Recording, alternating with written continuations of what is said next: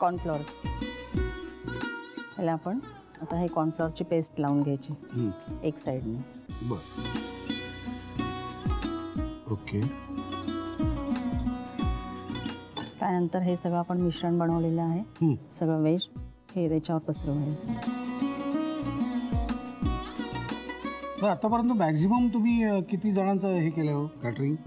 पुष्कळ अगदी म्हणजे सांगता येणार नाही, किती जणांचं म्हणजे किती लोकांचं म्हणजे 500 1000पर्यंत. 1000 पर्यंत गेले? हो, हो. तर तुमच्या हाताखाली माणसं वगैरे हो तुमच्याकडे आहेत स्टाफ आहे तुमचा? आहेत. Very good. हे आपण काय केलं व्हेज मिश्रण सगळं लावून घेतलेलं आहे. ओके. त्यानंतर आता आपल्याला चिकन.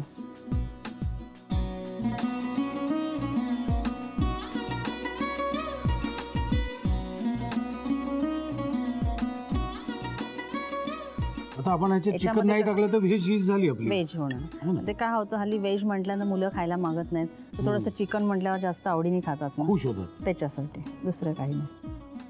मग तुमचं जेवण जे असतं ते किती प्रकारचं तुम्ही काय काय करता त्यात? जेवण भरपूर अगदी असतं. जेवणापेक्षा आमच्याकडे स्नॅक्स आयटम जास्त असतात. बरं. कारण माझ्या मिस्टरांना सुद्धा स्नॅक्सची खूप आवड आहे, जेवणाची इतकी नाही. आता आपण पांढरे तीळ घालतोय.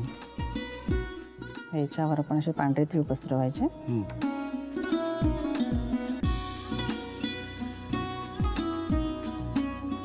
मस्त लागणार कुरकुरीत. खूप सुंदर. हा, बढिया. आता आता याच्यानंतर पुन्हा आपण कॉर्नफ्लॉवरची पेस्ट याच्यावर लावायची.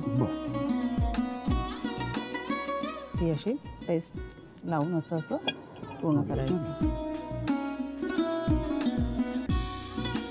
लावून ते थप थप थप थप थप थप असं करायचं म्हणजे जेणेकरून ते कॉर्नफ्लॉवर त्याला चिकटेल. चिटकेल. आणि तीळ सुट्टा कामा नाहीत. तीळ सुटतात. बाकीचंही मिश्रण सुटत नाही कॉर्नफ्लॉवरमुळे.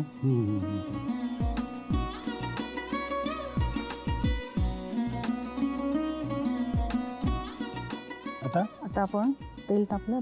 हो, तेल तापलं गरम आहे.